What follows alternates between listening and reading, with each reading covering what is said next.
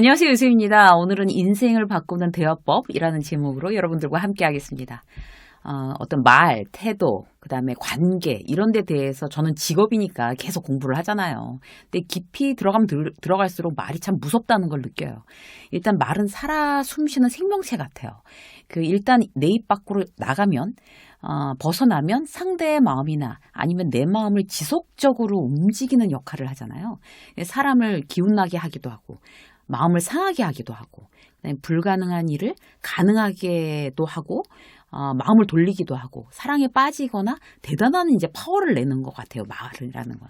그래서 말이 인생을 바꾼다는 이야기에 저는 이제 부분적으로 공감하고요.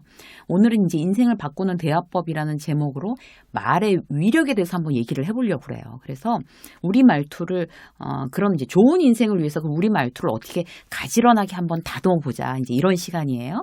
사실 이런 기회가 별로 없잖아요. 내 말투를 다듬는 기회. 그래서 지금부터의 10분은 너무 럭키해. 라고 생각하시고 이제 들어주시면 훨씬 더 효과가 증폭될 겁니다. 첫 번째, 말의 길이 조절. 대표적인 건 뭔가 하면요. 지적하고 네거티브한 말은 짧게 하고 간단하게 하고 칭찬은 길게 하는 거예요. 굉장히 간단한 법칙인데 이 법칙을 사실 정확하게 지키시는 분들이 그리 많지 않아요. 왜냐하면 막 잔소리는 길게 열받으니까 길게 하게 되고 뭐 칭찬은 그냥 간단하게 이렇게 하는 경우들이 사실 더 많거든요. 회사에서 이제 일의 특성상 누군가를 이제 단호하게 나무라야 하는 경우가 있잖아요. 그리고 칭찬해야 되는 경우가 있어요. 근데 잔소리를 하면서 한 얘기 또 하고 또 하고, 그러면 이제 처음에는 이제 직원이 잘못했구나 이렇게 고개 숙이고 있다가 계속 짜증나는 거예요. 또 하고 또 하고 그러니까. 그렇게 되면 나중에는 이제 잘못했다는 반성 없고 상대에 대해서는 적개심만 커지게 됩니다. 내가 틀린 말 했니? 이래가면서 근데 왜 네가 인상을 써? 이렇게 하면 왜 인상 쓰겠어요? 길게 하니까. 기분 나쁘게 하니까 인상 쓰는 거죠. 회사에서나 집에서나 잔소리, 지적은 강하고 단호하게 짧게 딱 한 번 하고 딱 끝내야지 그 효과가 가장 큽니다. 대신 칭찬은 공개적으로 아주 이제 구체적으로 기회가 되면 다시 한 번. 이게 이제 삼박자인 거죠. 그래야지 칭찬받는 사람이 자랑스럽잖아요. 아이들 칭찬할 때도 뭐 별거 아니라도 방 정리를 어쩌다가 잘했다 이러면은, 아니면 또 매일 아침마다 이제 운동을 한다 일찍 일어나서, 그러면 공부하는데 체력이 필요하니까 그런 이야기를 이제 애한테도 잘한다고 얘기를 해주고, 이제 들으라고 전화로 다른 사람한테 부모님이나 이제 다른 사람한테, 형제한테나 얘기할 때도 글쎄 누구가 체력 키운다고 아침에 그렇게 일찍 일어나서 운동을 한다 이러면서 이제 얘기를 하면 들을 거 아니에요. 그러면 이제 엄마 아빠가 굉장히 자랑스럽게 본인을 생각한다는 생각을 이렇게 알려주는 게 좋은 거죠. 그렇게 하면 더욱더 이제 동기부여가 되니까. 직원들도 이왕이면 이제 회의 시간에 남 듣는 데서 다른 팀장한테도 김대리가 그랬어 이렇게 얘기해 주는 거 효과 극대화시키는 겁니다. 그래서 일단 첫 번째로 이제 말의 길이를 시와 때에 맞춰서 조절을 해야 된다. 이거 이제 말씀드리고, 두 번째는 말은 상대방 위주로 해야 되는 거죠. 주인공이 상대방인 거죠. 내가 그냥 하고 싶은 대로 하는 게 아니라 상대가 알아듣기 쉽게끔 말하는 게 그게 센스예요. 이렇게 말하면 과연 이해할까? 지루하지 않을까? 저는 항상 그런 생각을 하면서 이제 영상을 만드는데, 똑같이 그런 생각을 하면서 만들어도 어떤 영상은 여러분들, 저는 이제 그걸 판단하는 그 분석이 있어요. 그 유튜브에. 그래서 평균 지속 시청 시간, 이제 이거를 보거든요. 근데 어떤 영상에 대해서는 평균 지속 이제 시청 시간이 굉장히 길고, 어떤 거는 한 절반밖에 안 되고, 이제 이런 거를 보면서 이번엔 지루했구나. 이번에는 굉장히 흥미로웠구나. 이런 이제 판단을 하게 되는 거거든요. 그래서 독자 위주, 구독자 위주로, 보시는 시청자분들 위주로 말을 해야 지루하지 않다는 거를 이미 알고서 전략적으로 그렇게 하는데도 그게 이제 쉬운 일이 아닌 것 같아요. 그냥 일반적으로 얘기할 때도 그 부분의 이렇게 작정을 하고 하는 사람도 쉽지 않은데, 일반적으로 우리가 그런 생각을 잘 안 하는 경우들이 있잖아요. 그러니까 상대가 흥미 있어야지 성공하는 대화법이다라는 거를 항상 염두에 두고 말하는 습관, 그런 것들이 이제 말을 잘할 수 있는 어떤 또 다른 방법이 되겠죠.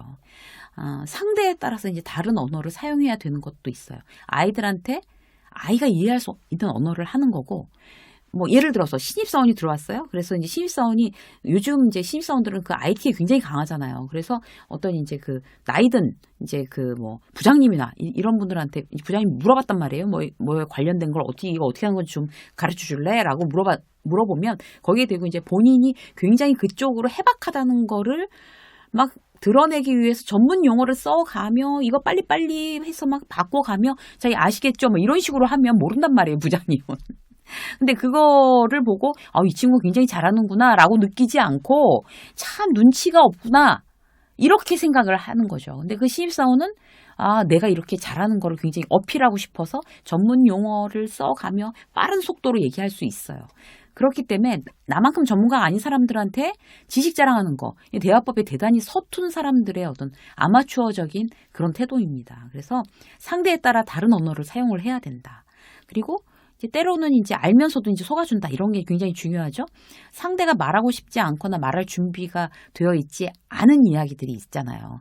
그래서 뭐 그 회사에서도 어떤 이제 시험을 준비한다는 그래서 이제 이직을 준비하는 이제 친한 후배가 있는데 말이 없는 거예요. 또 떨어진 거죠. 그러면서 이제 뭐 물어보지도 않는데 이번에 안 봤어요. 그럼 오케이. 그러면은 알면서도 다 속아주는 거. 그래 잘했어. 여러모로 아직 이 회사에 있는 게 이 회사에 있으면서 능력을 발휘할 때지. 자, 알면서도 속아주는 거. 굉장히 좀 센스 있는 그런 사람들의 이야기, 이 태도, 대화법이라고 할 수 있습니다. 자, 세 번째 뭔가 하면요. 말에 인격을 담아서 하는 거예요. 말에. 상황에 따라서 이제 인격이 드러나죠. 말이라는 거에 나의 어떤 인격의 그릇, 나의 품위 이런 것들을 표현하는 정말 그야말로 100% 표현하는 그런 도구입니다. 화가 났을 때, 예를 들어서 화가 났을 때 목소리를 탁 떨어뜨린 그러니까 막 화가 나서 막 흥분해서 소리 올라가고 목소리 벌벌 떨리고 막 소리 지르고 나의 인격을 담는 거죠. 그런데 목소리를 낮추면 훨씬 더 효과가 있습니다. 위력이 있는 거죠. 그래서 특히 화가 날 때는 목소리를 톤 다운 한다는 거를 스스로 한번 연습을 해보세요. 대단히 효과 있고요. 어떤 말의 인격을 담는다는 부분에 있어서 내가 실수하지 않는 굉장히 좋은 방법입니다. 인격을 위해서 하면 할수록 또 좋은 거, 말의 인격을 담는 거, 덕담을 많이 하는 거예요. 좋은 얘기들. 저희 이제 앞집 굉장히 10년도 넘게 아파트 이제 앞뒷집에서 이게 서로 마주보고 살아요. 그런데 그 집 아이가 이번에 그 수시에 두 군데나 한꺼번에 다 붙은 거예요. 그래서 앞 현관에서 이제 저쪽 집 문 열고 나오고 우리 집 문 열고 나가서 그 집 엄마랑 그 집 그 딸 당사자랑 저랑 우리 딸이랑 넷이서 거기서 막 소리 지르면서 팔딱팔딱 뛰면서 막 너무 잘 됐다고 축하해 줬어요. 정말 그렇게 열심히 하니까 너무 잘 됐구나 했어요. 그러니까 그 집 아빠 막 너무 소리 지르면서 막 축하하고 난리를 치니까 그 집 아빠 막 뛰어나왔어요.